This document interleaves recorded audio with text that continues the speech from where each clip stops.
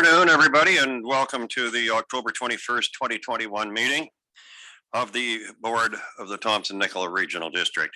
The TNRD acknowledges that we connect with many First Nation communities across our vast region, and today we're located on the Kamloops to Secwepemc territory.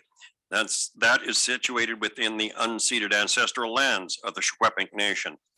The TNRD appreciates the partnership that we have with the Kamloops to Secwepemc and respect the territory and land on which we gather today. As we start to transition into the winter months, I'd like to remind everyone that you can now register to get your flu shot. The TNRD is offering the flu shot to staff and board members on November 18th.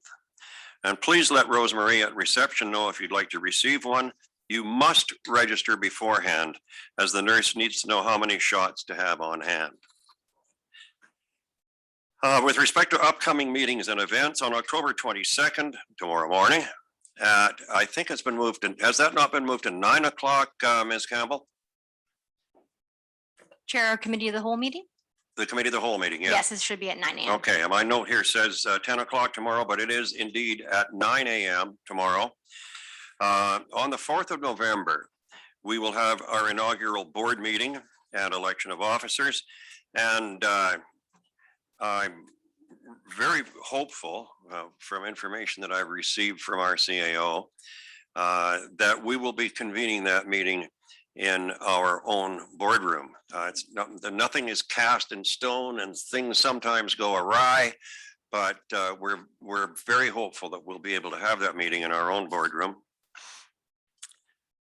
November 17th, there's a meeting of the Thompson-Nicola Invasive Plant Management Committee. November 17th, there's also a policy review committee. On November 18th, there's the Thompson-Nicola Hospital District Board meeting. And again on the 18th in the afternoon, our regular TNRD board meeting. Today in your blue folders, you will find an invitation from the City of Vernon to attend the thank you and recognition event for ESS volunteers. And a notice of motion respecting a standing committee on climate action, and further any mail that might have been addressed to you. Are there any additions to or deletions from the agenda other than one that I'm about to mention shortly here? Saying none, I will advise you that item 5.2 has been deleted because, as I understand it, the situation has been amicably resolved. I want to take the opportunity to introduce Adriana Mayu, who is our new solid waste manager. And I don't know if she's here today, Deanna? No, Chair, I don't believe she is. She's not. Well, that's too bad, but we will get to meet Adriana. She is the new Jamie Vieira, as I understand it. New and improved. I'm not commenting farther on that, all right? We have the minutes and a recommendation respecting them. Is there any discussion? Seeing none, all in favor? Anyone opposed? That's carried. Now we have delegations and invited presentations. There's a building infraction with respect to electoral area L, wherever that is, 7451 Douglas Lake Road.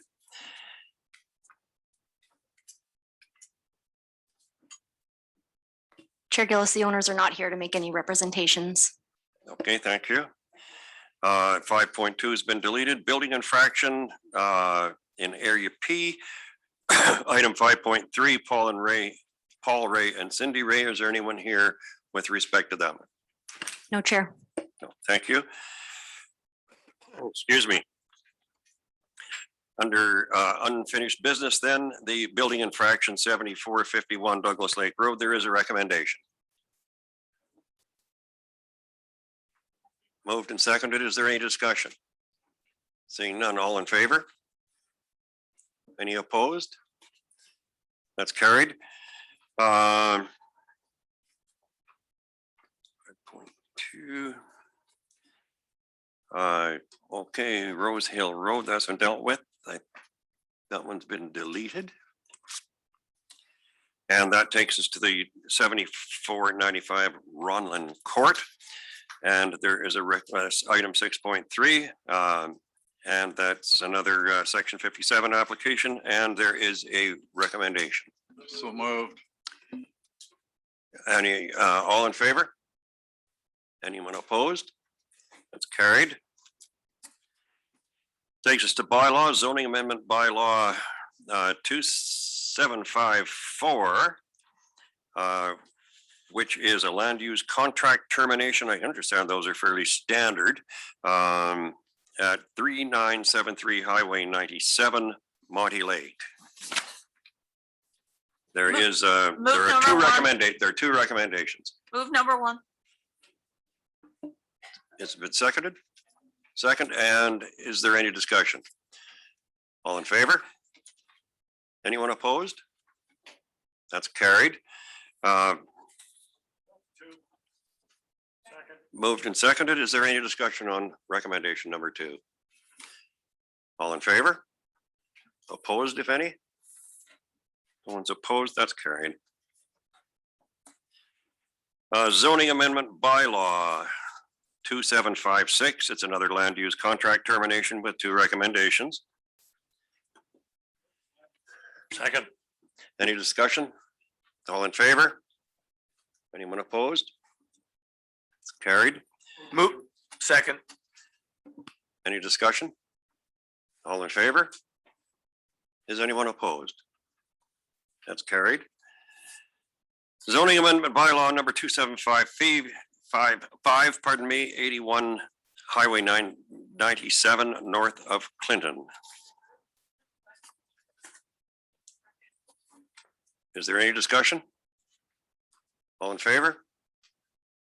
Is anyone opposed? It's carried. Is there any discussion of that? None. All in favor? Anyone opposed? That's carried. That takes us to development applications, a development variance permit, DVP 103 for 27081 Watson Road East in Savinaw. Mr. Chairman, Director Elliott. I would like to move that it be denied. Sorry? I would like to move that the variance permit be denied. I'll second that. So I gather there will be some discussion then. Director Singh? Yeah, thank you, Chair Gillis. I was just wondering, because the report talks about how the Savannah Improvement District didn't support it, but it wouldn't give any details as to what their concerns were and why. So I just wanted to know whether someone had that information that they could provide to the board. Perhaps Ms. Deltova could Yes. illuminate Good us. afternoon. As I understand it, it wasn't unanimous. The Savinaw board was split somewhat, but they were opposed to generally the vote was that they were opposed to oversized buildings, and they wanted to uphold the bylaw as with the limits it sets. And the 2 letters in the report, when we recommended it, of course, we write these reports a week and a half ahead of this meeting. And we didn't receive the letters of the opposition from the neighbors opposing it. And that's why it says in the, I guess, bullet number 2, no submissions of concern or opposition were received. Well, now there have been 2.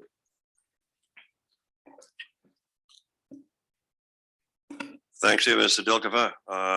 Director Laird. Thank you, Mr. Chairman. I read the letters that were just added to our agenda late.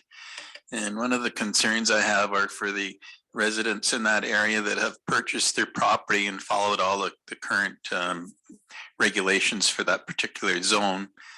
And it's reading through it, it looks like it's going to impede some of the local residents who have purchased their property, and now they're going to have a tall building in front of them to look at. So I'll be supporting, not supporting the change of what is it called? I won't be supporting the development permit. Thanks, Director Letter. Is there any further discussion? Seeing none, all in favor of Director Elliott's motion that the the development variance permit be denied. Are there any opposed? Well, that's carried.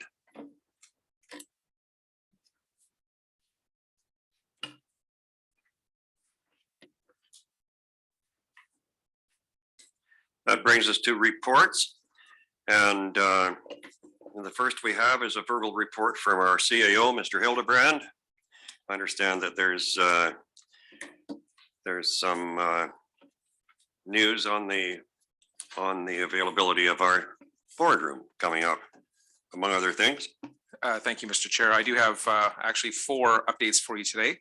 I'd like to talk a little bit about the BDO forensic audit. I also want to share a message regarding our proposed TNRD vaccination mandate. And third, I want to talk about the boardroom, as Chair Gillis mentioned. And then fourth, I'd like to talk just about our organizational structure update.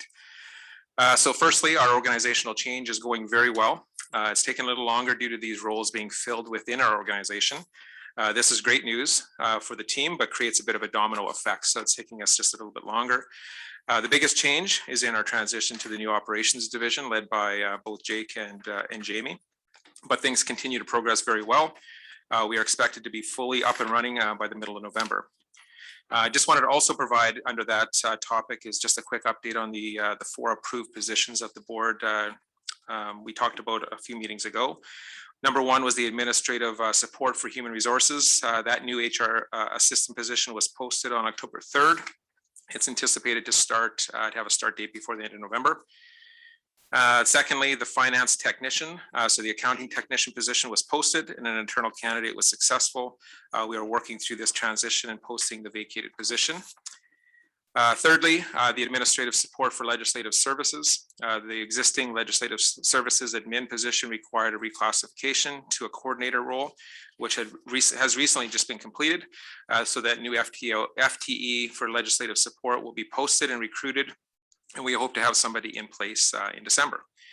And then finally, there was an administrative support role in operations. And after further review with both Jake and the operations team, it is recommended that this new FTE be dedicated to a technical supervisory role rather than administrative role, as I initially proposed to the board, to support increasing demand and workload within the team.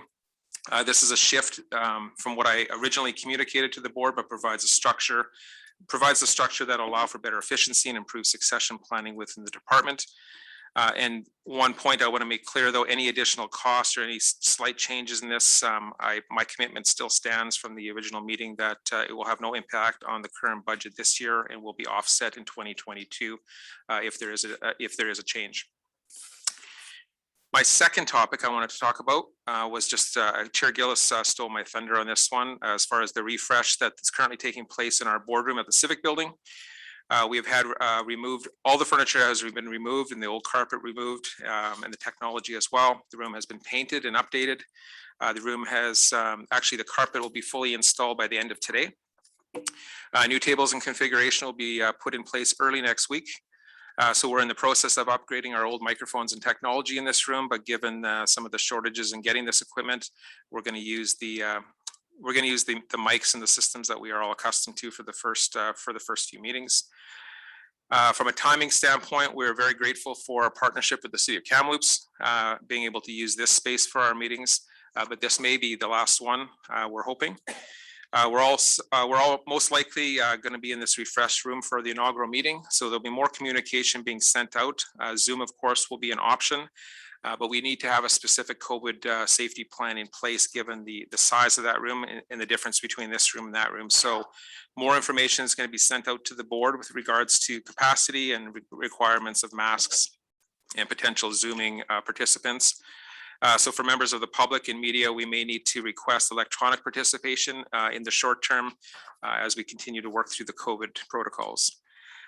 To be safe, we have booked this room with the city, just in case for something goes wrong in these final days of getting a boardroom complete, just in case we need it. But being back in our boardroom in our space is very exciting for many reasons, mostly the efficiency and the convenience for staff, and of course, using our own systems. Personally, for me, that would be my first official boardroom in that facility since I started, as I did start here about 16 months ago. My third topic, as you may have been hearing in the media with other municipalities and public institutions regarding vaccination policies, I want the board to be aware that we are also been in discussion internally about a vaccination mandate for the TNRD, similar to that of the city of Kamloops. Over the last few weeks, we have been having discussions with the city, other regional districts, as well as our union partners to explore this idea. And we will be making a final decision in the near future with more information to be coming out to both the public and the board. And finally, I need to provide a further update on our forensic audit with BDO.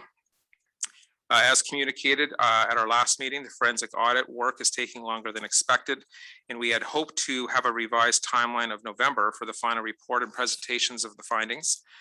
However, this needs to be adjusted one final time. As I mentioned prior, the amount of data, records, and sheer volume of information has created a lot more work than anticipated and takes a significant amount of time to review and analyze properly. Further irregularities and information have recently come to light with the expanded scope that includes procurement and contract practices that was communicated to the board recently, and our due diligence with these details is our priority.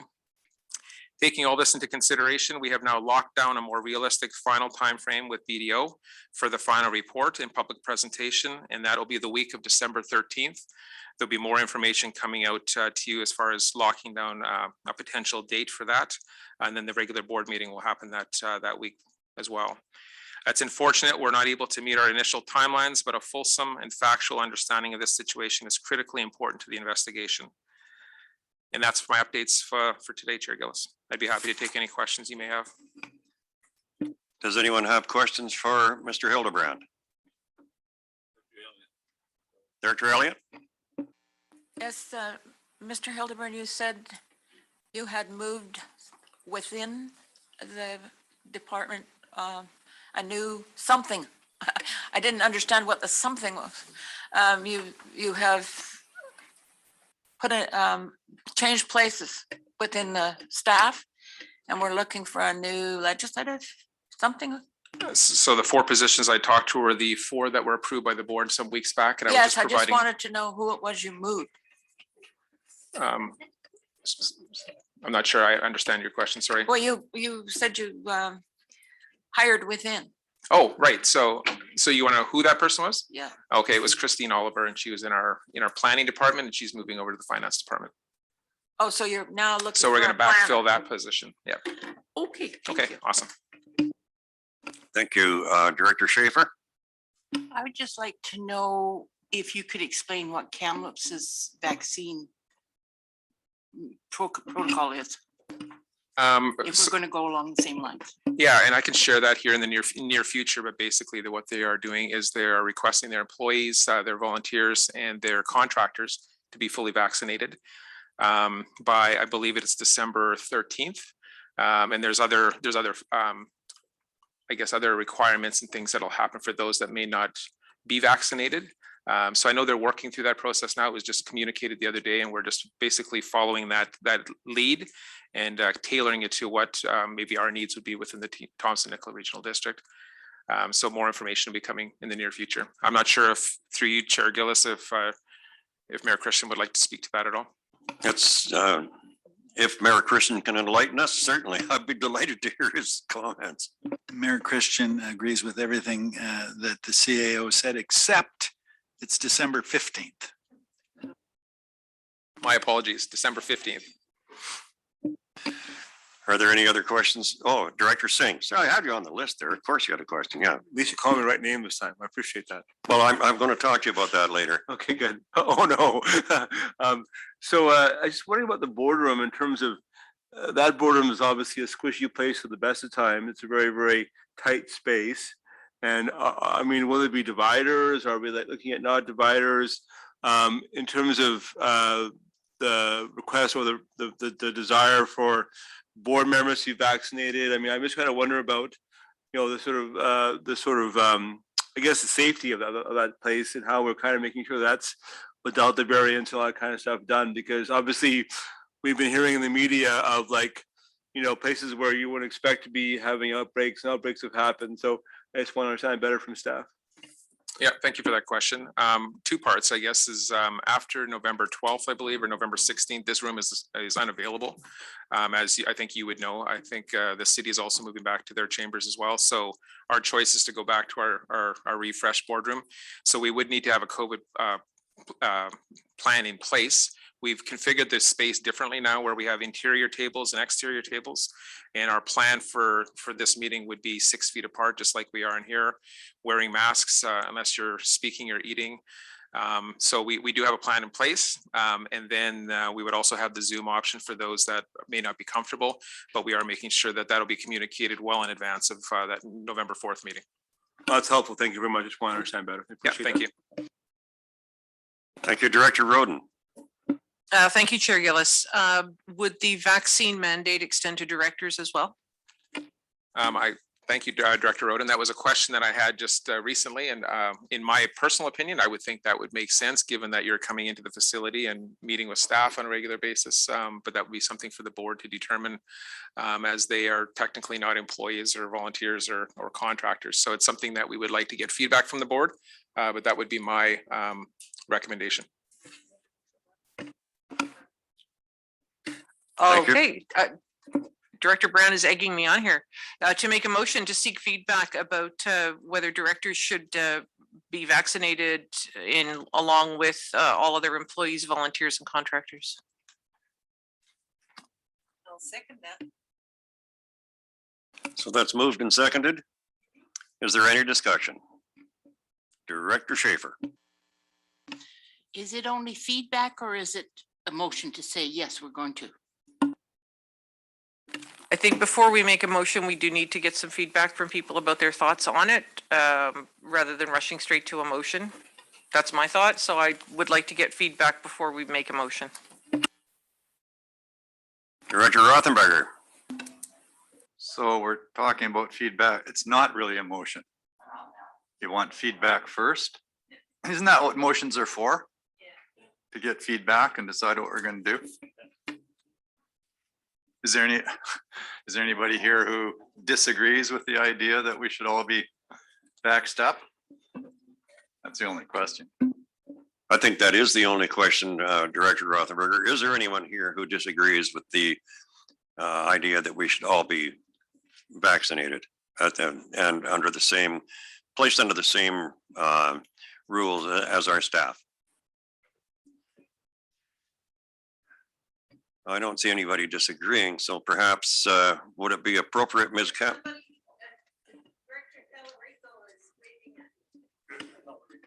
Okay, Director Tallarico? You may be muted, Director Tallarico. Yeah, I'm trying. Can you hear me now? Yes, we can. Okay, I'm opposed to being vaccinated. 100%. And did you have any further comments on that, or is that? No, that's it. You asked the question, and I'm like to express an opinion that I don't want to be vaccinated. Thanks. Director Elliott. Mr. Chairman, we asked Director Tallarico if that is his opinion, will he do the rest of the term under Zoom? Well, I don't think that question is necessarily relevant at this point, and we'll see. We haven't even endorsed this. We haven't even entertained a motion yet.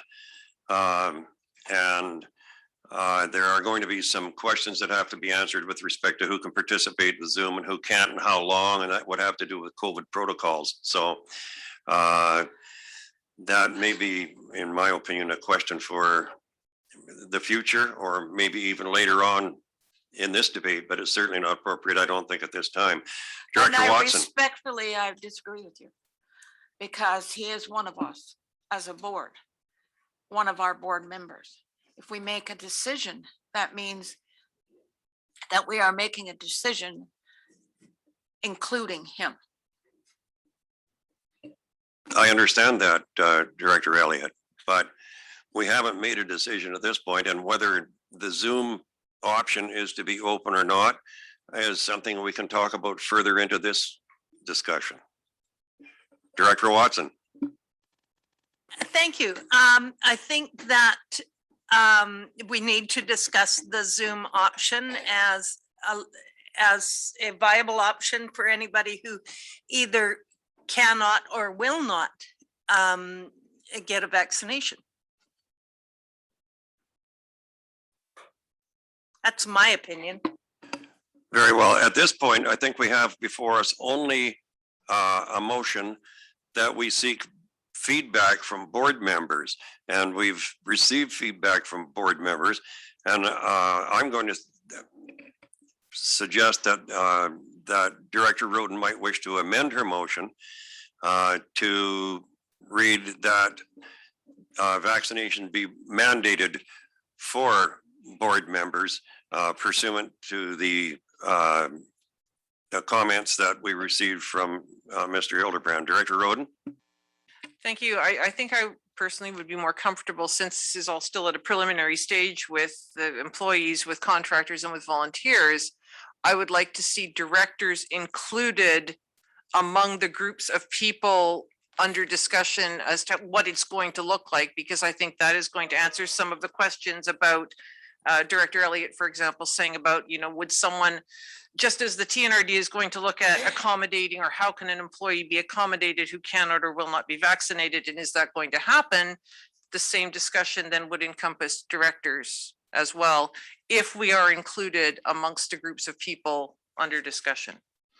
I think that's a very fair comment, and I think I would suggest there may be some question coming up as to a distinction between those who cannot be vaccinated and those who will not be vaccinated as well. So that's something that we're going to have to be prepared to confront, I believe.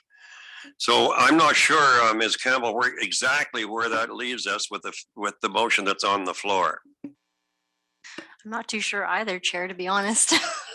You make me feel a lot better.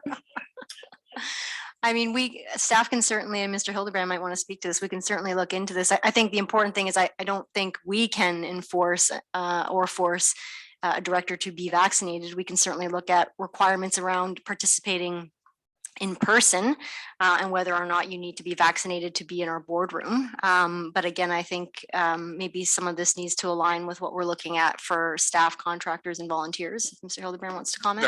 I would agree. It would be basically what Director Roden said, is we would look at this group as any other group of staff, contractors, or volunteers, and apply the same rules or regulations. That sounds good. Director Roden? Yes, thank you. This all started from an innocent question. So yes, I really, what I would like to end up, or like us to end up at, is you had mentioned 3 groups of people that the TNRD was looking at having a vaccine mandate apply to, and I would like to have a 4th group added, which is the directors, so that then they become part of that whole discussion. Great. So that would be the That motion. sounds good. Director Brown? Isn't that the motion we require at this table? That the board members be vaccinated and be a part of this employee group? Yes, I think that's where we I are. will move that. That's where we are with Director But we've Roden's already got motion one right on the now. table. The discussion is to. Director O'Reilly? Thank you, Mr. Chair. I would think we would maybe want to get some form of legal opinion as to what we can put on an elected official, especially at a regional or municipal level.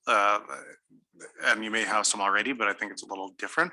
The other thing, and we've talked about this, the city of Kamloops, it's a little bit of a slippery slope when we start allowing people to attend virtually. We felt and should be looked at for caps to be put on so that there is still a requirement for people to show up in person. There's a lot more to it than just saying people can attend virtually or not, rather than somebody not showing up at all in person. And just sitting from their house and attending meetings. And so that's another thing to consider if we're looking at going to virtual. Ms. Campbell. Can respond to Director O'Reilly. Yeah, I think that's a good idea for us to look into it because contractually, employees, we're able to mandate something for our employees. Contractually, we can mandate something for our contractors because they do business with us and they enter into a contract with us, as do our volunteers. There's no contract between us and the board. So it's a challenging one. I don't know how, if the board sort of enforces it among themselves, because it wouldn't be, staff wouldn't be able to enforce that on board members. So I can certainly look into this and maybe get a legal opinion on it. Okay, we still have a motion on the floor, and that, as I understand it, is that the board of directors be included in the vaccination policy that's going to be applied to staff, contractors, and was there a third category? Director Rain? Yeah, I would like to move that we defer this motion until such time as staff can bring a policy back to us that might include directors. So they can do the research and we then make a decision when we have a staff report. I'll second. That's moved and seconded. Is there any discussion of Director Rain's deferral? All in favor? Is anyone opposed to that? 1, 2, 3. I see 4 opposed, 5 opposed. That's carried. Chair Gillis? Yes. Just for clarification then, so moving forward with staff, contractors and volunteers would still be an operation or a corporate policies that we may choose to move forward with. We just may add this board at a later date. Is that what you're suggesting? I just want to make sure I'm 100% clear on that.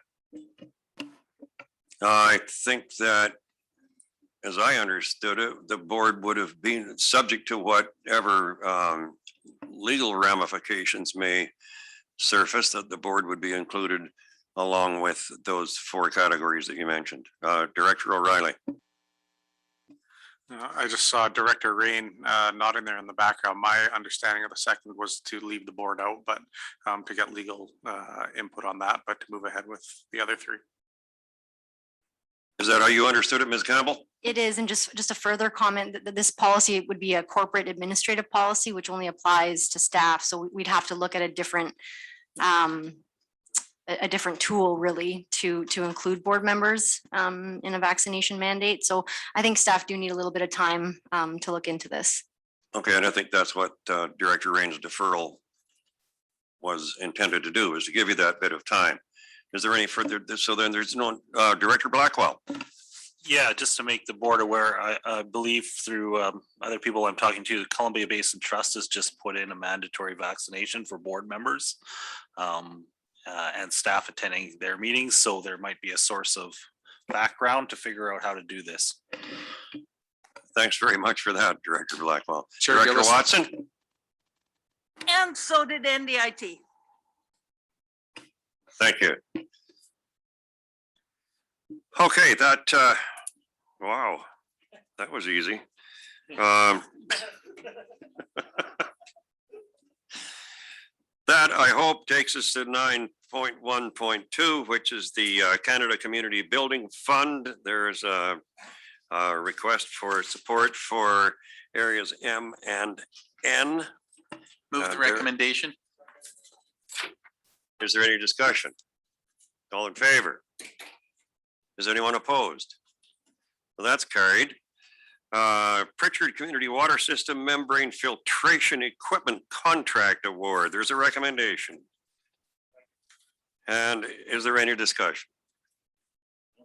No discussion. Okay, all in favor. Is anyone opposed? That's carried. Crown Land Referral Solar Energy Investigative License for Highway 97 Chasm Road. Is there any discussion? All in favor? Oh, sorry, Director Singh.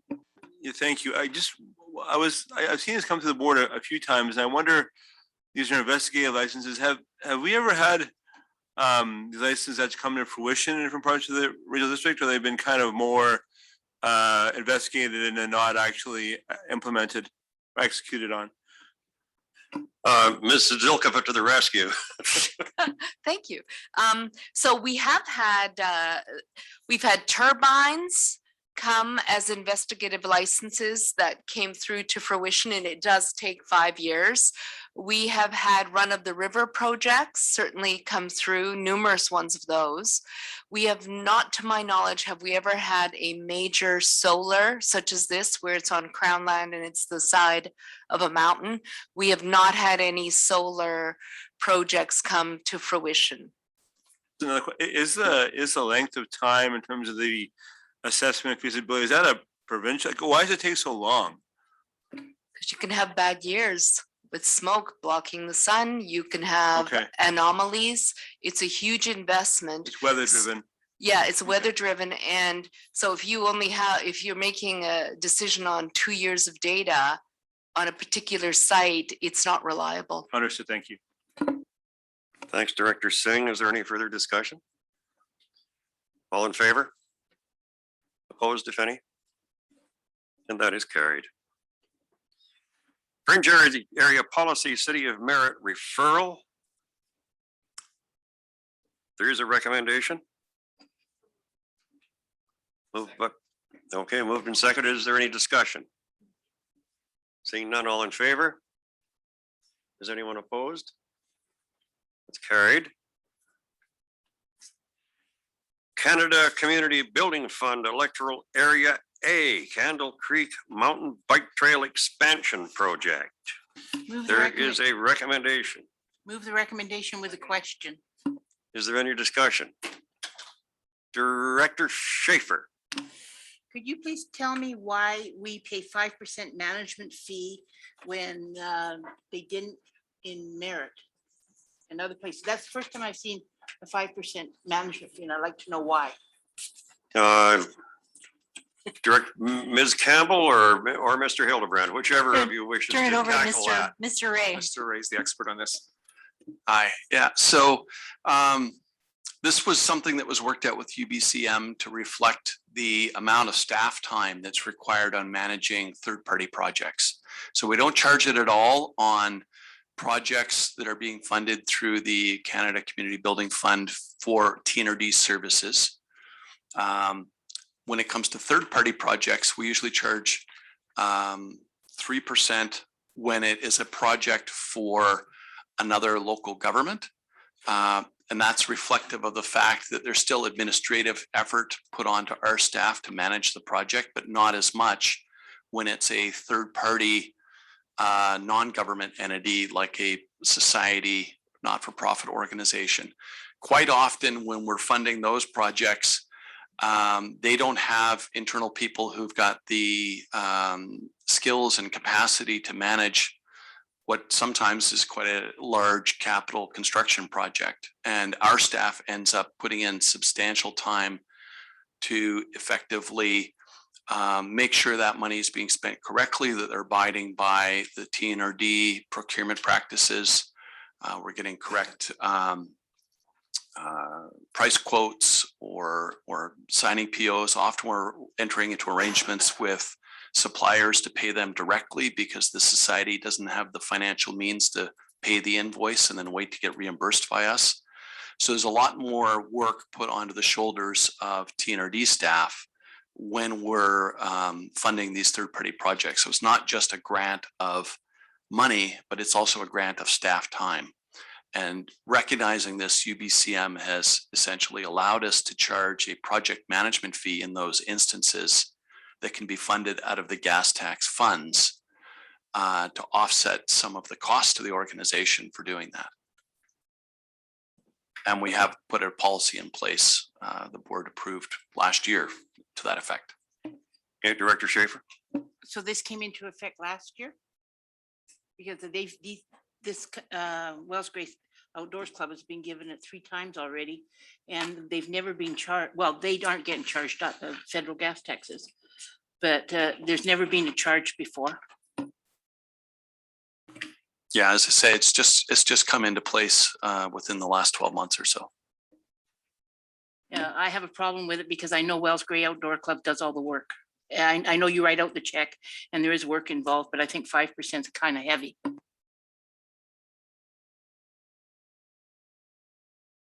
Well, there are many other projects where there's been quite a workload on TNRD staff. So we're trying to come up with a figure that we think would be fair overall. And again, the money's coming out of the gas tax fund, not coming out of the pockets of the not-for-profit society. And is not coming out of the capital amount requested. And did I understand you correctly that you said this had been brought before the board last year and the board had approved this policy? It's included in the federal gas tax policy that was approved by the board last year. Thanks very much. Is there any further discussion? All in favor? Is anyone opposed? That's carried. Canada Community Building Fund Electoral Area I. There's a recommendation. Is there any discussion? Seeing none, all in favor? Any opposed? That's carried. Village of Clinton Community Wildfire Resiliency Plan Funding Application. There is a recommendation. Move the recommendation. By Director Swan. Seconded. Is there any discussion? Seeing none, all in favor? Is anyone opposed? That's carried. So now we have a Building Permit Act highlight, activity highlights. There's a board report. Move for information. Any discussion? All in favor? Anyone opposed? That's carried. That takes us to committees. The Audit Committee, Director Rain. Yep, no meeting, no report. Thank you. Economic Development, Director Roden. Thank you. There is a report there and there is also a recommendation, which I will move. Second.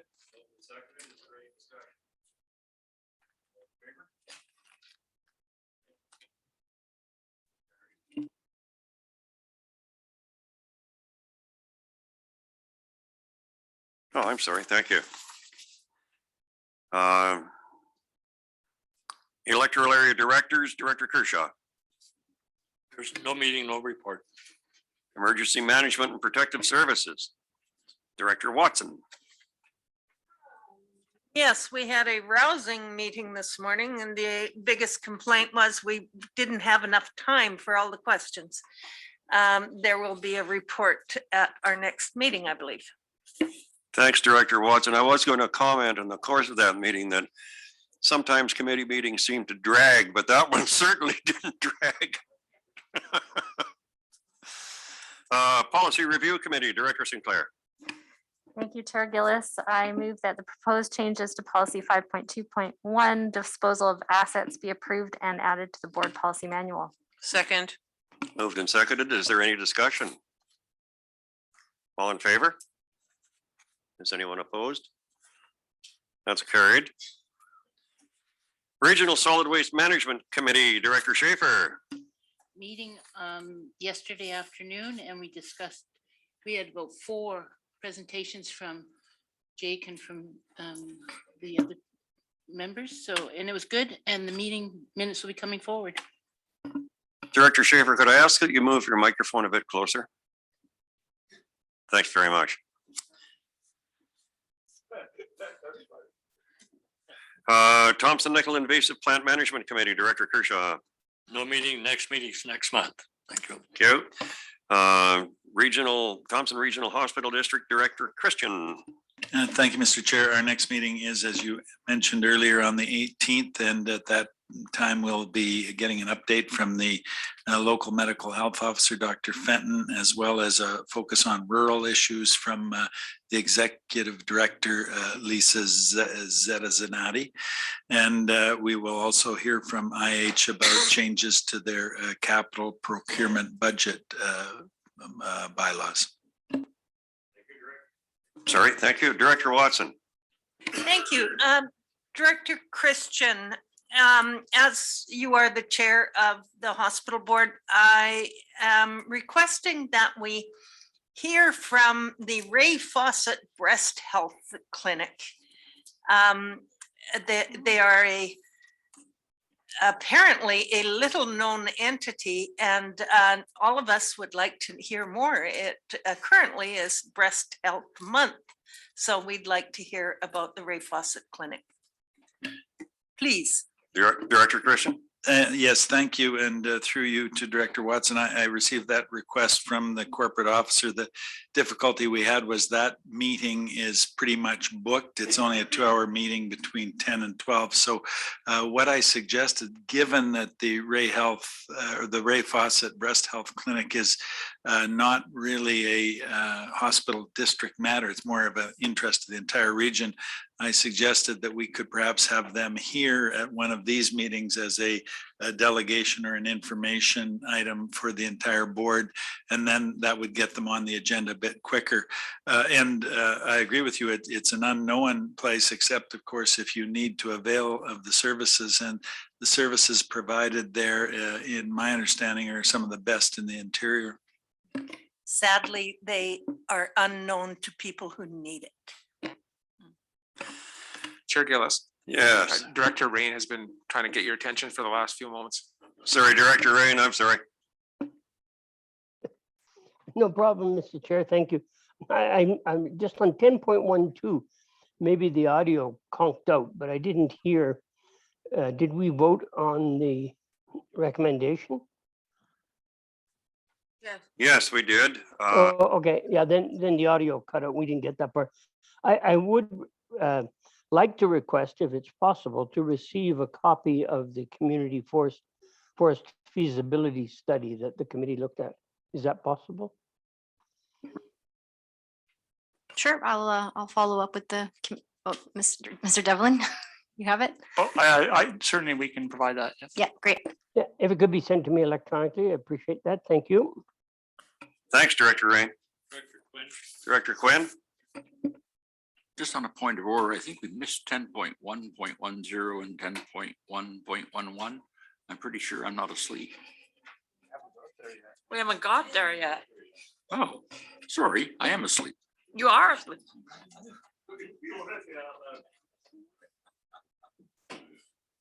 Director Schaefer.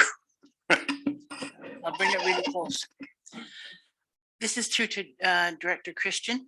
From my understanding, the hospital meets, or the management meets with the mayors of the municipalities of the TNRD every so often, yet they don't involve the electoral area directors. And I have a problem with that because we as a whole approve their money and do what we do, not just the municipalities. Yeah. Can we have a meeting with you guys at the same time? If I may, Mr. Chair. Please do. Yeah, they have a regional roundtable for mayors throughout the IH catchment area. There was one just this afternoon, actually started at 12:45, and I left a little early to come here. But it was my understanding that they do have the chairs of the regional districts as well as the mayors on that call, and that's where you would get the representation there. It would just be like a counselor wouldn't be necessarily represented as well on that mayor's call, but I could certainly broach the subject with them. It would go from about 40 or 50 to probably a cast of maybe 400 if it went that far. Director Schaefer? Then would it be possible just for us to have a meeting with them? Because I don't consider myself a counselor. I consider myself a mayor like you do. Yeah, that's correct. But there's a lot of EA directors, I guess, is the point. So the EA directors would be represented by the chair of the board of those regional districts. But that's just the way that the city councilors would be represented by the mayor of that municipality. But it's certainly something that we could ask for them to come here. And if the matter is pertaining to a hospital district, item, which would be covered under the act, then it's appropriate that it would come to the hospital district meeting. If it was something about things that are currently out there in terms of things like staffing or some of the issues related to liaison with the Emergency Health Services Division, those kinds of things are outside of the purview of the regional hospital district, so they would be properly discussed at a regular meeting like this. So you could have them here just getting on the agenda with the corporate officer. Thank you, Director Blackwell. Yeah, further to the call that we're talking about that was earlier today, my understanding is the primary focus of this call is COVID response and vaccination clinics, most of which happen inside. Even if they are serving electoral areas, happen within the boundaries of municipalities and are hosted by municipalities, and that's the reason for this call. It's not a call on the general discussion of how medical services are presented. Thanks, Director Blackwell. Director Rothenberger. I don't know how big an area this committee that you're talking about takes in, but what happens if the chair of a regional district is a mayor? Is that considered to represent the interests of the electoral area directors? Why not? Director Christian. Well, it's to represent the entire regional district. So in the case of Central Okanagan, for instance, Gail Given is the chair of the regional district, duly elected by the members of that regional district. And it's incumbent upon her to represent the entirety of the regional district. In our case, we have an electoral area director as the chair. So you know, it's in answer to the first part of your question, it's for the entire of interior health. So it goes from Fernie all the way through to the Okanagan Oswego up through to Williams Lake. So it's about, I believe, 7 regional districts and I think somewhere over 40 municipalities. Thanks, Director Roden. Thank you. Just to reiterate, the call, I was not able to be on it today, but it is almost purely COVID-19 vaccine related. And it started back in the spring. It was weekly, then it moved to bi-weekly. Now I think it's still bi-weekly. In the early days, it was when were we getting vaccines and what kind were they going to be?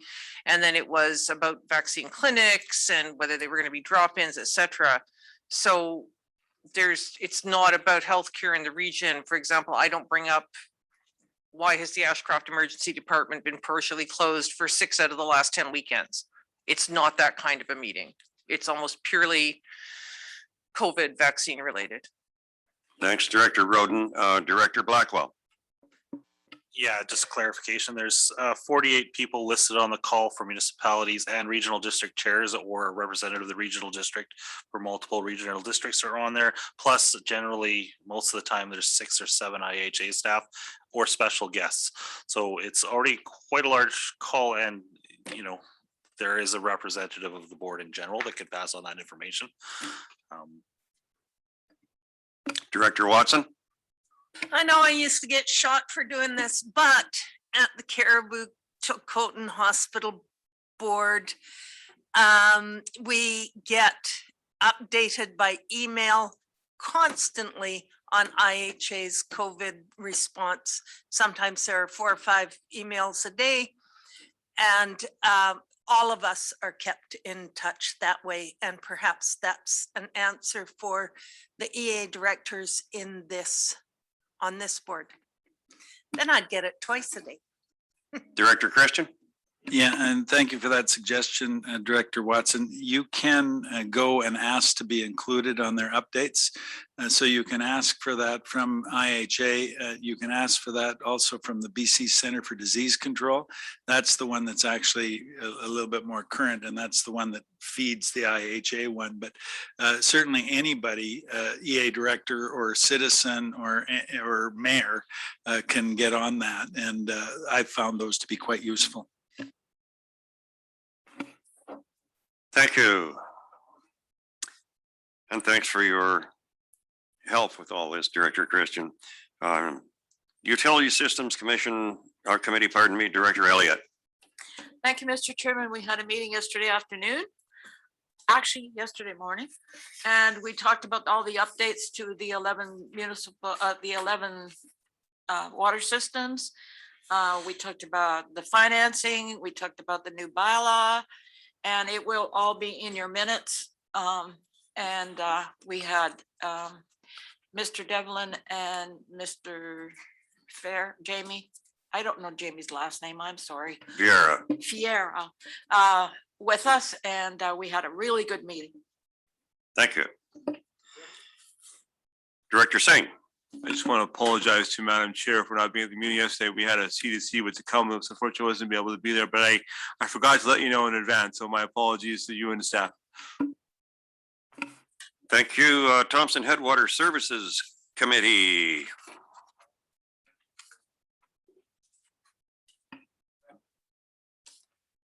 Is any discussion?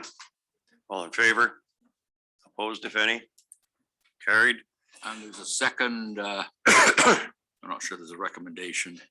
Well, there's no recommendations, information on our trails proposal, an action item of one of those items. We'll be talking about it in December 1st. Thank you. Director Quinn, there is a recommendation. Why don't I see it? I don't see it here. Well, move the recommendation. I don't see it. Is there a seconder? Seconded, all in favor? Opposed, if any? Carried. I should have asked for discussion, but I gather there wasn't any, so. Wells Gray Country Services Director Schaefer. Receive the minutes of September 21st for info, please. Moved, seconded, any discussion? All in favor? Opposed, if any? That's carried. Joint Services Committee, well, we're back to Director Schaefer. Next meeting, November 8th. Thank you. Fraser Basin Council, Director Rice. Thank you, Chair. The Operations Committee has met quite a few times over the last little while to discuss Lytton and other things, but it's been focusing on Lytton as helping to facilitate the rebuild of Lytton, and nothing concrete to report there. The contract signed with the province is a short-term / long-term, and the short-term goals have to be completed by December 31st. Housing, amenities and stuff are the bullet points that need to be done.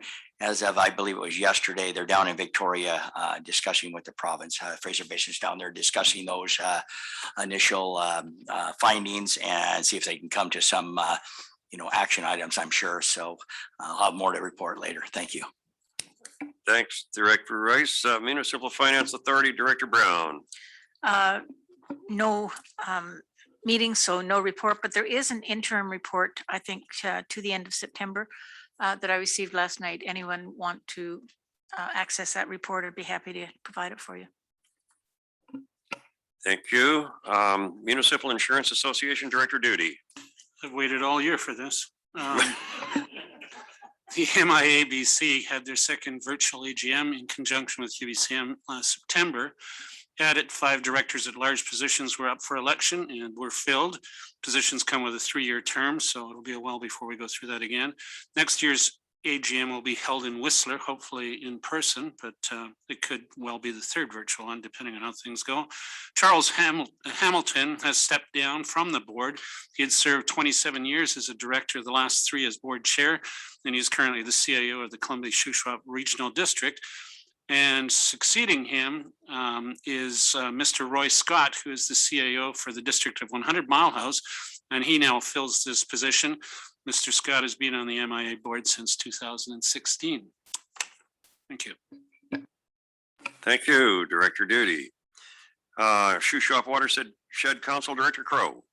Thank you, Chair. No meeting, no report. However, tomorrow morning, we do have a presentation by the Chair of the Watershed Council, Chairman Paul Domenic. So he'll be here presenting on what's the update on everything that's been going on. So that's it. Thank you. Thanks very much. We look forward to that. Kamloops Airport Authority, Director Kershaw. No meeting, next meeting, December the 2nd. Thank you. FCM, Director Singh.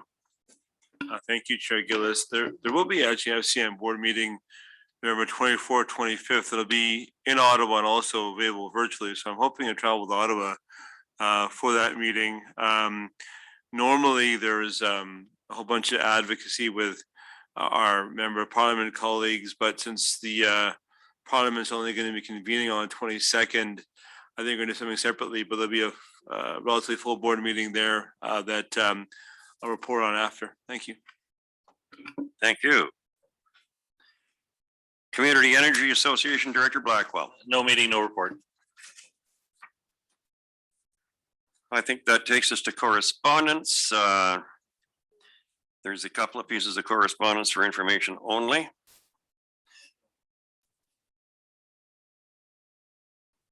Somebody want to move to receive? And any discussion? Director Rice? Nope. Oh. Director Rothenberger. It was just a question in regards to the Mount Waddington Regional District letter. Can we discuss those individually, or do I have to move to pull it out for discussion? I think you would have to move that to Ms. Campbell. That's correct. So moved. Okay, it's on the table for discussion. Did you wish to comment, Director Rothenberger? Yeah, I was just curious, really, to know what the level of support is for this movement, because I know this regional district isn't the only one that has, I don't believe, contributed to the Lytton Rebuild Fund. And I wondered if other municipalities within the regional district have, and whether individual electoral areas could contribute, say, from their economic development fund, or if it has to be a board resolution to contribute at all. Mr. Ray, could you answer that for us, please? Well, I would suggest that the electoral area economic development funds, we take direction from the individual EA directors on where they think those funds would be best used. So if the board members feel that that is certainly economic development, so it would be a good fit. So I don't think that requires a motion from the board. It kind of depends on whether the board as a whole wants to contribute something, or if we're just looking at individual EA directors. Director Rothenberger? Yeah, I guess that answers my question, that it is open to EA directors to contribute if they have enough funds within their various allotments. I wondered about the other part, how much the uptake has been. Maybe Director Polderman could enlighten us on that. Perhaps Director Polderman? I'm not totally up to date on it, but there have been other regional districts. I know one on the Vancouver Island that contributed $1 per taxpayer. Last week, the city of Cache Creek donated money to the village of Lytton, which I thank them for. Yeah, I'm not totally sure what other municipalities and regional districts have done. Okay, thank you. Director Rothenberger?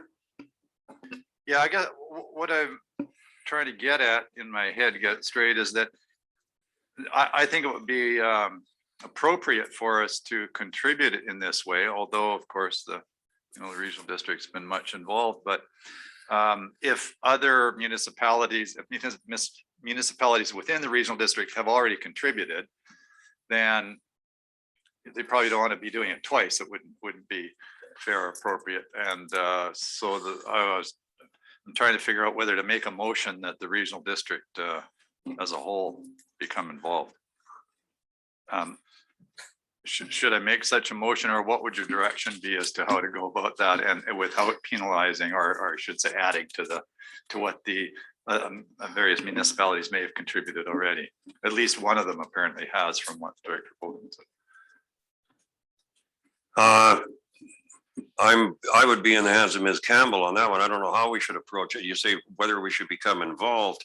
But involved in what way? I was Or did you thinking, want to be more specific with your motion? Yeah, I was thinking $1 a head. But again, depending on what other. We've already got a move. Well, at $90,000 or so, or 95,000, Yeah. the city of Kamloops might have a word or two to say about that, I would think.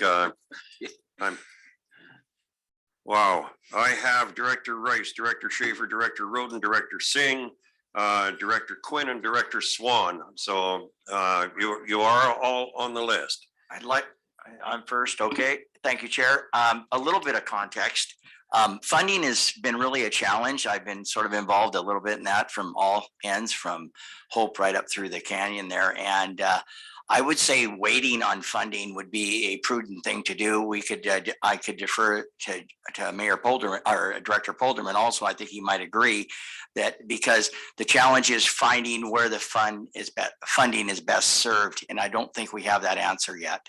As far as the village of Lytton goes, I've looked at gas tax and community works fund. It's not really eligible for Lytton. So unfortunately, and I don't have a lot of economic development funding, but I think I've talked to Scott a little bit about this, and I think the decision making for Lytton as far as funding avenues go should possibly be made down the road when we have a better idea of where we can target that funding. Thank you. Thank you, Director Schaefer. I was just thinking that why can't the electoral area directors make the decision just from their economic development funds, and municipalities can make it if they want? You know, why do we have to involve the municipalities? Just do the electoral area directors at this time. Thank you. I would assume then, Director Schaefer, that would be an individual decision for each EA director. Could we not vote here as the 10 of us all together, or do it individually? Go and talk to them. Well, I would think that each EA director would have the option of participating or not participating. Director Roden. Thank you, Chair Gillis. The Village of Ashcroft did donate. We rounded up to $1,600. Our CAO did check to see, because the check that was given by the Regional District of Mount Waddington was simply made out to the Village of Lytton. We were told that there is a Rebuilding Lytton Fund to which funds like this are going. They are not just going into general revenue. Also reading the Regional District of Mount Waddington, it says quite clearly, the electoral area directors of the RDMW will contribute $1 for every person in their representative areas. So it is only the electoral area directors, municipalities in that region presumably made their own. So I think this would be a decision for the EA directors to make, and as has been said, the municipalities make it on their own for themselves. Thank you, Director Singh. Thank you, Mr. Chair. I did receive a text message in August from Mr. Horry here as chair of the Regional District in Mount Waddington, and also James Fernie. I went to high school with James way back on the island back in the day. So I think they're intending it as sort of it's an incredibly generous thing that you're doing, obviously, and a lot of us are feeling that way. But I think it should be an individual thing. It doesn't have to be a vote of the board or whatever. It puts people in bad situations or bad places. I think a lot of us will donate individually, as communities, as regions, as companies. And I think the Mount Waddington RD is really just trying to sort of encourage that spirit among EA directors across the province is what they're trying to do. So their text to me was, could you get UBCM kind of interested, blah, blah, blah. So I think through all those things, it's kind of happening, but I think it's not really a question of a formal thing that we should feel that's coming towards it. It's more just sort of if you want kind of a friendly offer, challenge, what have you. I know that a lot of us will take that up in a very, very meaningful way. Thanks, Director Singh, and for what it's worth, that's how I interpreted it as well. Director Swan. Thank you. When this letter came to our council table, we did discuss it. And because we had 2 concerts and several fundraisers in the community, and that money had been forwarded already. It was decided that we should not be using taxpayer money, that if individuals want to donate, that's up to them. But we had already contributed quite a substantial amount for the size of our community. So I think in reading that letter, yeah, it is more for regional districts than it is for municipalities. I think a lot of the municipalities are already doing something, and we all want to help out Lytton in any way that we can. But yeah, I believe this is more of an encouragement for people to do something. Thank you, Director Quinn. Thank you, Mr. Chairman. I would rather spend a bit of time talking to the CFO on where I might be able to find some. But on the same line, what about Monty Creek? Monty Lake? Monty Lake, I'm sorry, Monty Lake. Are they going to ask for a fund too? I'm just asking. Well, that's a valid point. Director Rothenberger. Well, if you look on GoFundMe, there are all kinds of fundraising efforts going on in the Monty Lake and Paxton Valley area. I take it because they're more individual, residents and properties that are not collected within a municipality, and that's the way it's being handled there. But it's been really informative discussion-wise. I'm not sure if I ever did make a motion, but if so, I withdraw it. Well, you hadn't made a motion, Director Rothenberger. Thank you. Director Elliott. Thank you, Mr. Chairman. Actually, one of my questions was going to be about Monty Lake. And the other one was about the fact that we could, if the electoral area directors wanted to do something, make a motion to put $500 each in a pot for the. I'm okay with that. Well, I'm not quite sure how you conduct a meeting of the full board and have the electoral areas vote as if we were having a meeting of the electoral area directors. So what do you say, Ms. Campbell? Mr. Chairman, we have always had the full board vote on something that the EEA were going to do. Always. It's a Ms. Campbell?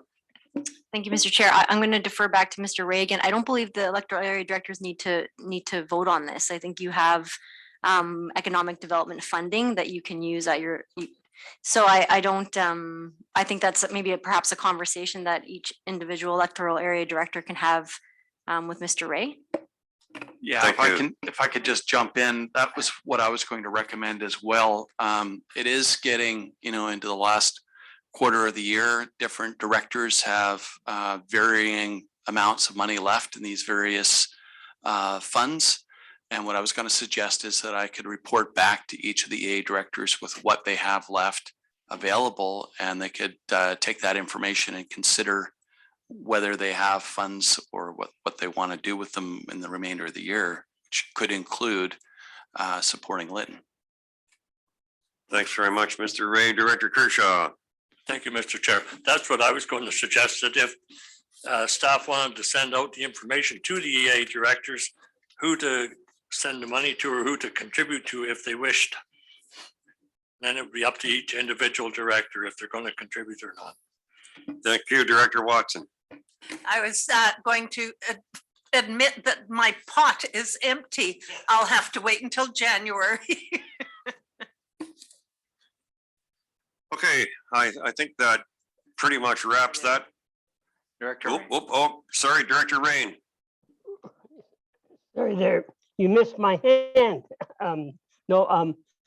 I was wondering if Director Polderman could just bring us up to date on which vehicle he would be recommending for donations. And I have a personal bias here. I did send my wife and I a sizable donation to a well-known charity who said they were looking after Lytton and First Nations. And then several weeks later, I got a letter saying that the underprivileged children of East Vancouver really appreciated my donation. I objected very strongly, and in fact, I have the donation just recently returned to me. And I would like to direct some funds in. I'm just wondering what is the best vehicle? And perhaps Director Polderman could send me in the right direction. Director Polderman? Unfortunately, I have not been involved in where the donations have been kept or which vehicle is the best. What I do know is that they were sent to the village office and the staff was looking after them. And, you know, for those that have donated, I'd like to thank you, but I'm personally not aware of who exactly has donated and who hasn't.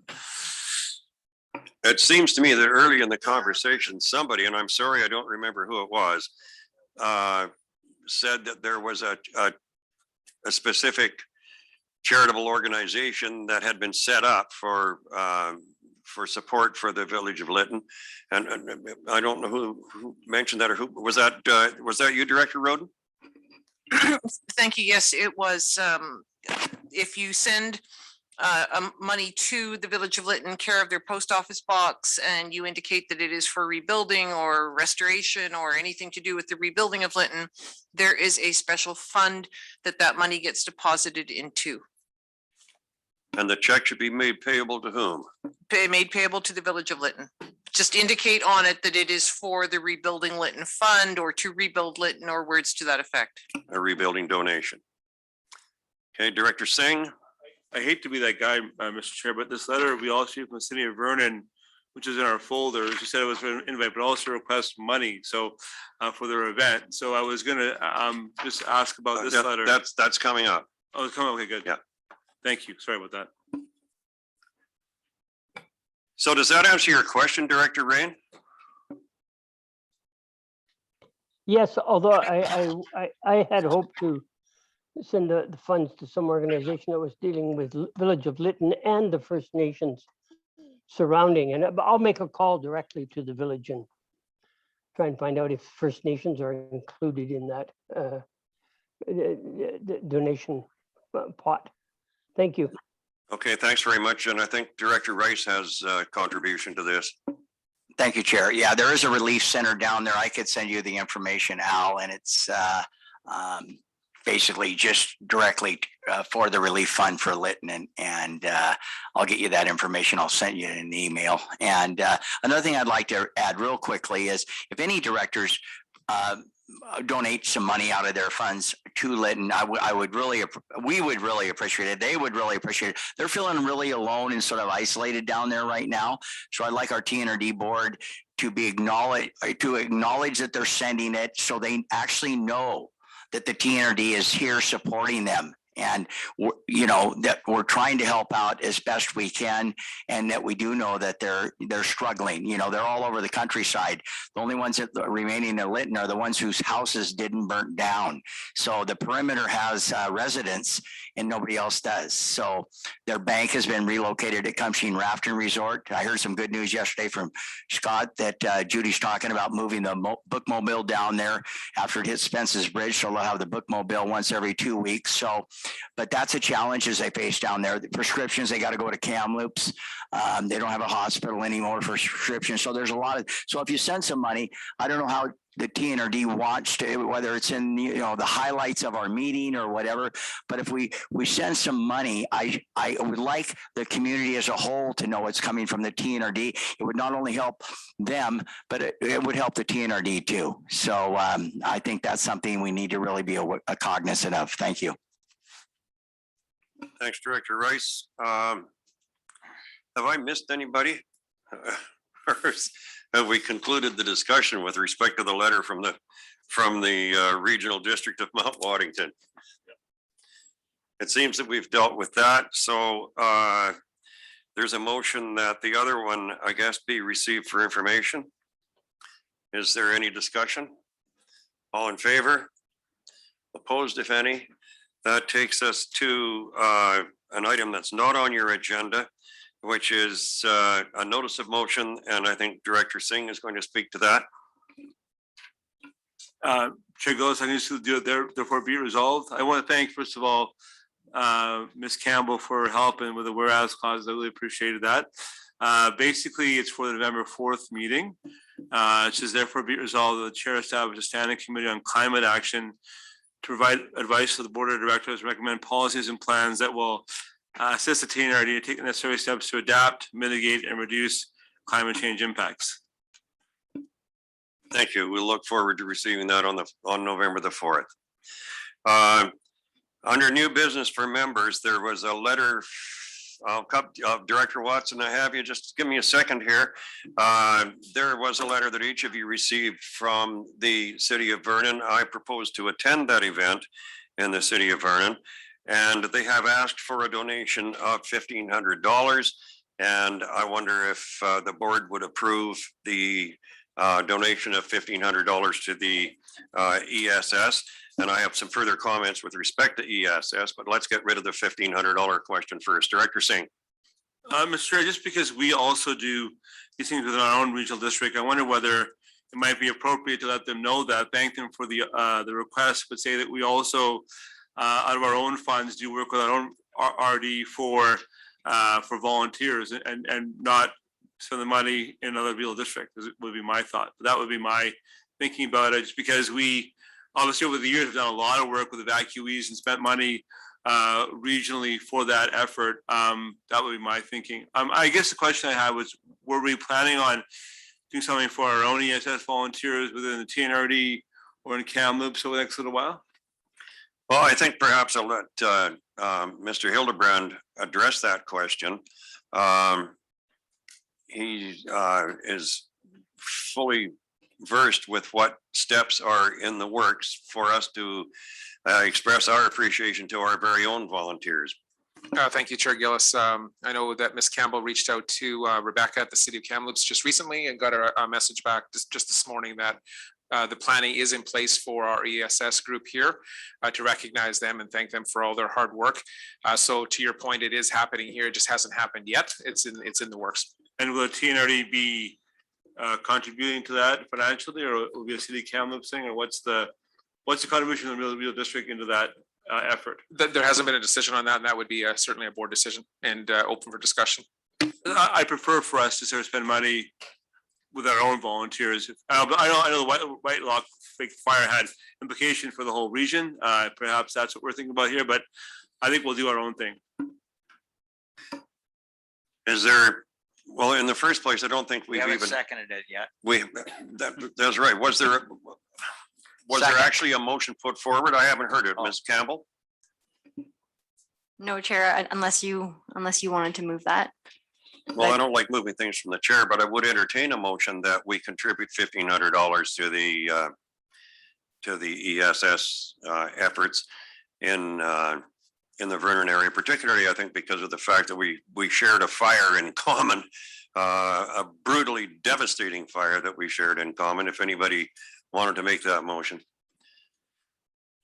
Director Polderman? I'll make the motion to contribute. Is there a seconder? I'll second. Moved and seconded. Is there any further discussion? Director Singh? I've been convinced. You've been convinced? All in favor? Is anyone opposed? Oh, sorry. Look, Director Elliott? Mr. Chairman, as much as it's very nice to give Vernon $1,500, we have more devastating fires than they did. And in our area, including all through the north, including around Logan Lake, all through that area. And we have, I'm sorry, as much as Director Singh seems to be convinced, I'm not. I think that we definitely need to keep it at home. That's fair. Director Watson? Just wondering where the money would come from. Mr. Gray? I would suggest it would come from the general administration service as it would be coming from the board as a whole. Thank you. And is that the same source that would provide funding for our own ESS volunteers when that time comes? That would be, yes. Thank you. Is there any further discussion? Hearing none, all in favor? Opposed, if any? I see 1, 2, 3, 4, 5, 6, 7. And none on the screen, and therefore it's carried. Is there any other new business from members? Director Watson? Sorry, Chair Gillis, sorry to interrupt. Could we go back, please? We just need, the recording secretary needs to record those who voted, those who were opposed. Oh, And that I were don't think we, opposed? I Okay. don't think we got everybody. Director Laird, Director O'Reilly, Director Brown, Director Watson, Director Schaefer, Director Elliott, and Director Quinn. Thank you. Okay, sorry, Director Watson. You are going to get your kick at the can here, you know. Oh, yes. Well, I've kicked the can a lot. I would ask the board to ask staff to do a feasibility study to look at the possibility of combining South Green Volunteer Fire Department and 70 Mile House Volunteer Fire Department in the understanding that the board has decided to quit collecting taxes for the 70 Mile Volunteer Fire Department. This would enable the 70 Mile Volunteer Fire Department to train with South Green Lake and to share resources. I'll second your motion. Moved and seconded. Would that, maybe I'm asking the wrong person, Director Watson. I would assume that would make 70 Mile a satellite of the South Green Lake. Is that correct? Okay. Is there any discussion? Director, I'm sorry, Ms. Campbell. Thank you, Chair Gillis. Staff can certainly look into this, but it may be a bit more complicated because one of those is, my understanding, is a service establishment that we've established by bylaw. And the other one is an agreement that I believe is coming to an end. So there may be some procedural and legislative limitations to this. So I don't know if it would be a study. I think it's more just staff can look into whether or not this is actually legislatively and procedurally possible.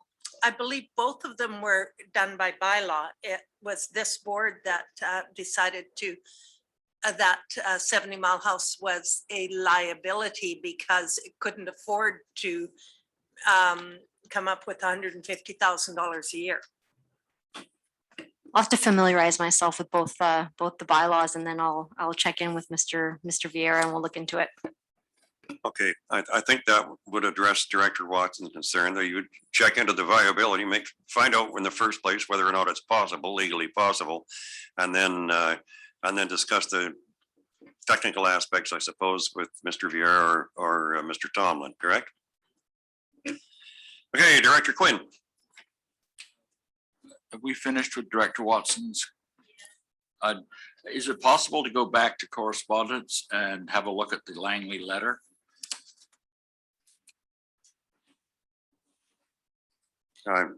We've received it for information and I'm looking at it and I think there's something we should discuss on it.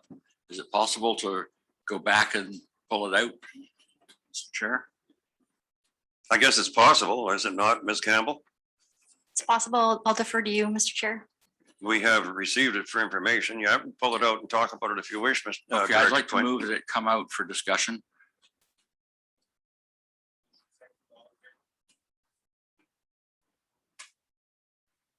Thank you, Mr. Chairman. Sorry, I wasn't on the mic there. You got your wish, Director Quinn. Thank you. They're talking about asking for a change in the Local Government Act. And on the 1, 2, 3, the fourth whereas, it says regional districts are part of the municipal system, not separate from it. The regional district does not sit over the municipalities with the municipal units serving the region. Rather, it's the reverse. The regional district exists to further the interests of its municipal members.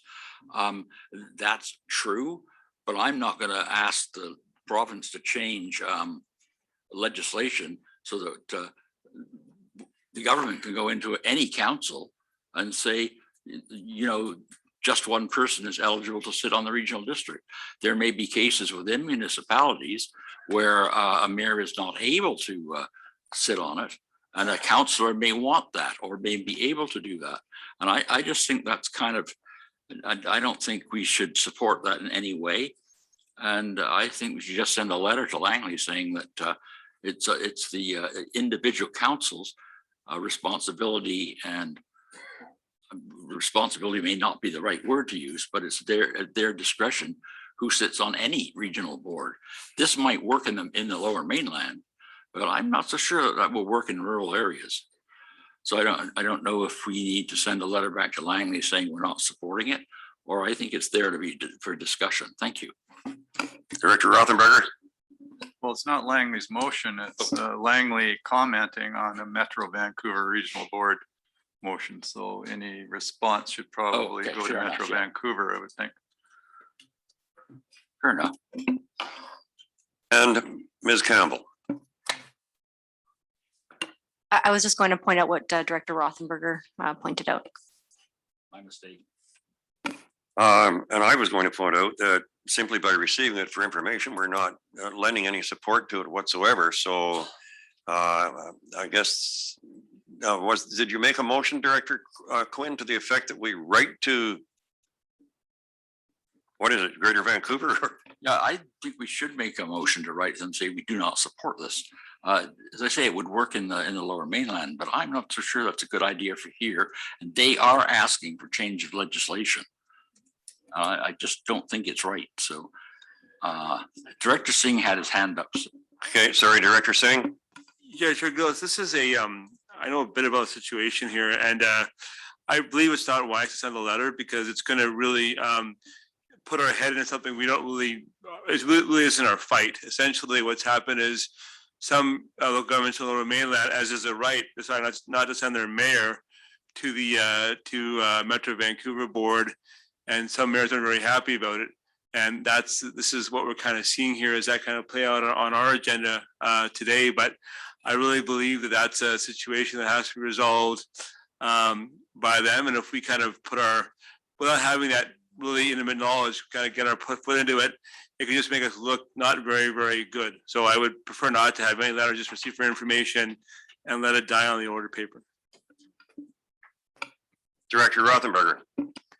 Well, yeah, but unless I'm interpreting it, reading it wrong, if the Metro Vancouver Regional District were to get its way, it would also impact, for example, Kamloops, which elects its TNRD reps internally.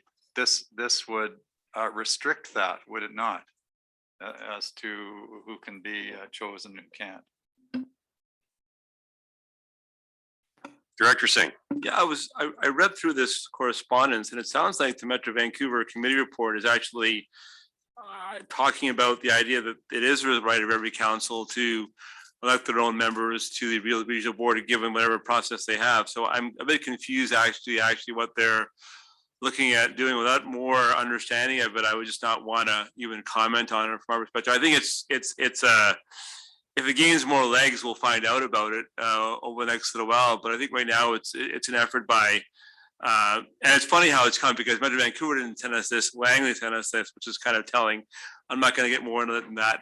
I think it's just basically something that Metro Vancouver is struggling with as well. So I would just leave it alone for now. If it gets more legs, we'll know about it.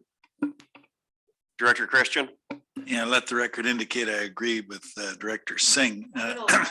This is a matter that's going on in the Lower Mainland and really doesn't apply here. And just to correct Director Rothenberger, the City of Kamloops doesn't elect their members here. It's elected by the citizens at large.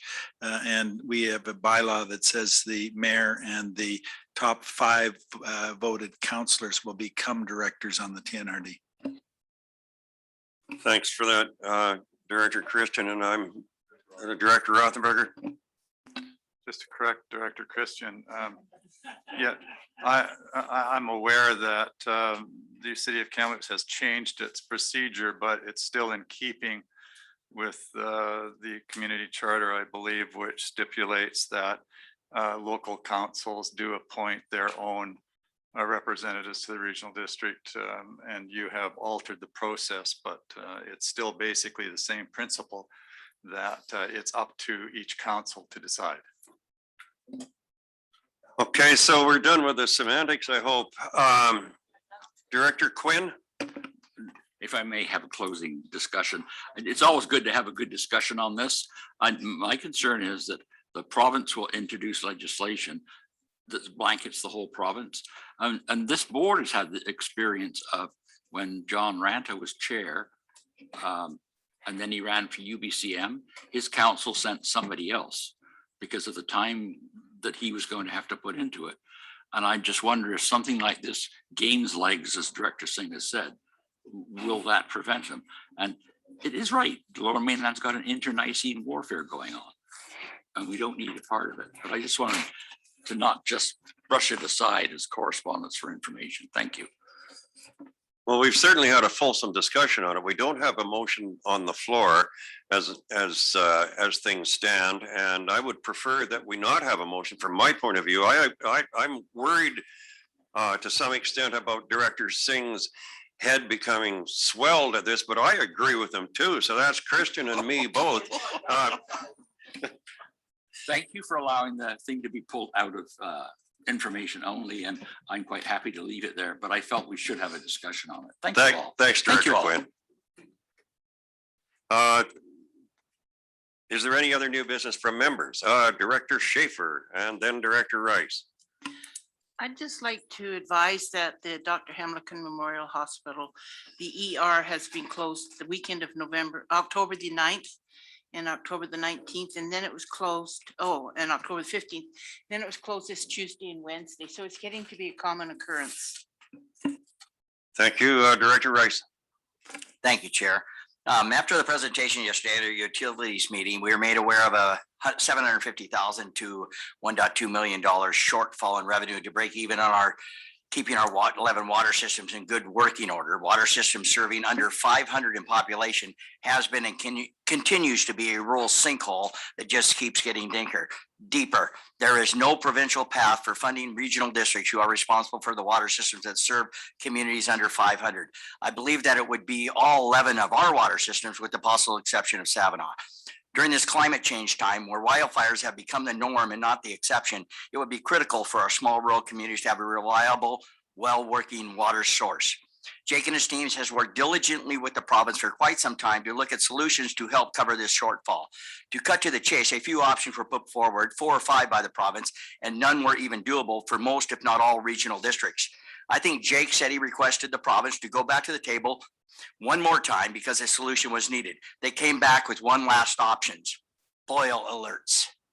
Seriously, I would like to make a motion that staff put together a letter to the province that addresses the safety concerns along with other things like quality of life for rural communities that asks for urgent work to find a path where the resources needed to maintain and update regional district water systems for communities under 500 in population can provide their citizens a reliable, safe water source. So that's moved and seconded. Is there any discussion? Director Rothenberger. Well, this is a really interesting discussion, one that's near and dear to my heart as well, because it's so cost intensive. When you look at the number of water systems around, and it's not just provincial funding, it's federal funding that has to come into it. And just the Pritchard example has a small number of homes and a $5 million bill to put in a proper water treatment system. Multiply that by the number of other water systems, just as you said, we've got 11 within our own regional district, and they'd all love and probably very much need a proper filtration system in order to bring the quality of water up to snuff. So my question is, what has the director done in the way of contemplating the source of this funding and how it might be accomplished? Because that's really the challenge, a small number of people needing a whole pile of money. And how do you grapple with that? That's a whole discussion in itself. Director Rice. That was the $1 million question at the utilities meeting, and I got the impression that Jake and his staff had grappled with it for quite some time, and like I said, when the solution was boil alerts and stuff, so we're going to put a Band-Aid on the problem and just sort of highlight the problem with the Band-Aid because it's sort of leaking, pardon the pun. political pressure is brought to the forefront. And of course, I would like this letter also CC to not only the province, but to the regional districts. We're having the same problems. So these regional districts should have these small water systems that they have to maintain and stuff like that. I would like them also to, if given the letter sent to them, and ask them for their support also with a likewise a letter sent to the province, and at least get them to get to the table and have a conversation about this. These rural communities under 500, they continue to just sort of slip through the cracks. And I think we need to shut the leaky faucet, and it's not going to be an easy process or a fast one, but it's a start. So as I understood it, and Mr. Devlin, I'm sure can confirm this, we are mandated, we are pretty much ordered by the provincial government to maintain these water systems. Is that correct? Well, we're governed by Interior Health, and Interior Health provides us with permits with conditions to operate, and we're required to operate these systems to the conditions that they put on the permit. And however, there is also a high level of expectation on a regional district as a local government, similar to municipalities, that we do also provide water that meets what we refer to as 43210 drinking water objectives. And that is a big real crux of the issue here with our very small water systems, with their insufficient population to generate revenue to meet all the operation, maintenance, and capital costs. But as I understand it, if we so chose, and I hope nobody gets the notion I'm advocating this, but if we so chose, do we have the option of saying, for example, to Pritchard, okay, and now we're finished, we put in your $5 million water treatment plant, we're walking away, it's all yours, folks. We can't do that, can we? I've never heard of that happening in BC, and that in order for a group of customers to take back a water system, they would have to be issued approved to create that service as an improvement district. And when I've connected with the province in the past, when this question has come up, if local customers wanted to take their system back, would they be able to do so? The response I was given was the only mechanism to do that would be the creation of another, an improvement district specifically for that service, and that the province no longer approves creation of new improvement districts for that purpose. So I think that answers. Well, it was a long circuitous thing, but you did certainly answer my question, Mr. Devlin. I have Director Stamer, Director Elliott, and Director Rain. Okay, Director Stamer. Thank you, Mr. Chair. A thought came to mind, and I appreciate Director Rice's motion, because I think it's important. But the other thing is that we can think about going forward is, just because there's a power line that goes by a piece of property doesn't necessarily mean that it should be developed. And I think going forward, I think there's going to be some opportunities where people are going to end up developing pieces of property without proof of water, get themselves banded together, and then all of a sudden we're going to end up having a water system that we're going to end up being responsible for. So it's another thing to keep in mind. I know that this whole board has done an excellent job of trying to deal with some of the developments that we have, even like in Area O with Director Kershaw with Glen Grove. I mean, they've never really had much of a water system up there, and he's worked very difficult and very hard to try to get them to have water, and they barely have enough water as is, but they've done a very good job of trying to maintain it. But going forward, it gets to be very, very expensive. So I'm not sure how we go forward in some of these applications where, as Mr. Devlin alluded to, all of a sudden we get thrust upon the responsibility of looking after a service that should never have probably been built in the first place. And then all of a sudden we're looking at astronomical costs for 10 or 20 users because that's our mandate, or not our mandate. Thank you. Thank you, Director Elliott. Thank you, Mr. Chairman. I think that going back to the improvement districts, the reason we own the one in Savara is because the improvement district told the government that they were no longer going to provide for that water system. It was too expensive and they had no money. And so the improvement district specified area couldn't support it. So we ended up with it. And that's what's going to happen. I think Director Stamer's right, that there just is not going to be money within the outlying areas to provide for water systems without government help. Thank you. Director Rain.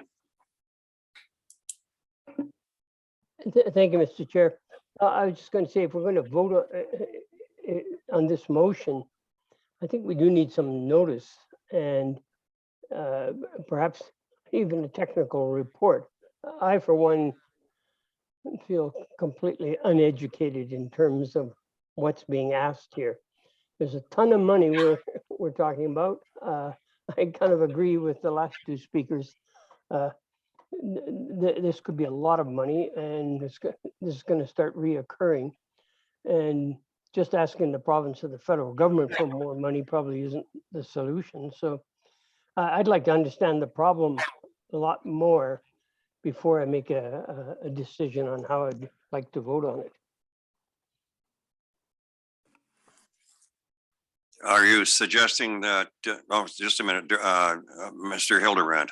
Just a suggestion for the board would be Mr. Devlin's presentation from yesterday could be shared with the board for backup information. I think that's where this is all coming from, is from the utility meeting yesterday, and it was a very detailed presentation that would shows the exact need and the issues around it. So if that could be shared with the board, and then perhaps at the next meeting, once the board had a chance to read it, a recommendation could be made.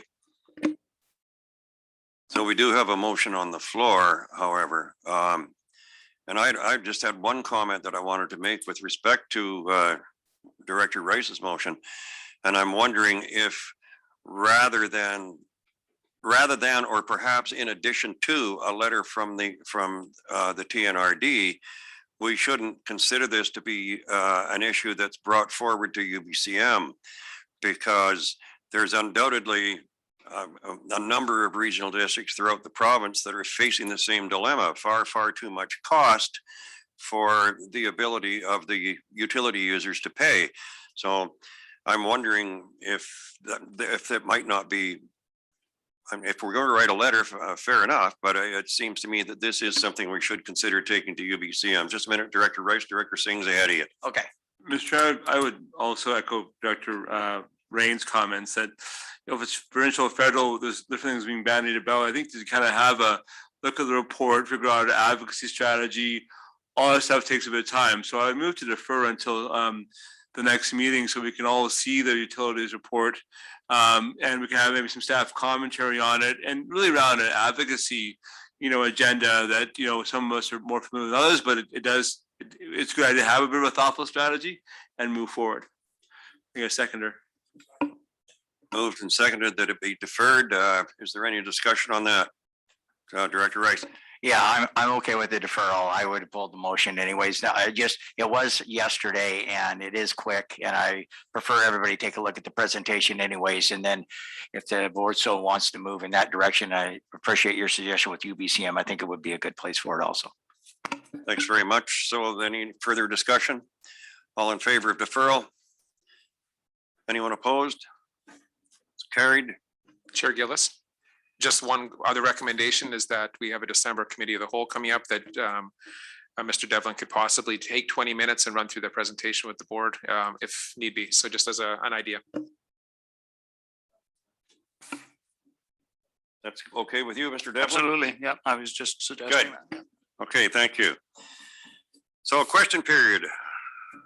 Are there any questions from the audience here assembled? It doesn't appear so, Mr. Chair. Thank you. That means we could entertain a motion to adjourn. Thanks very much. We stand adjourned.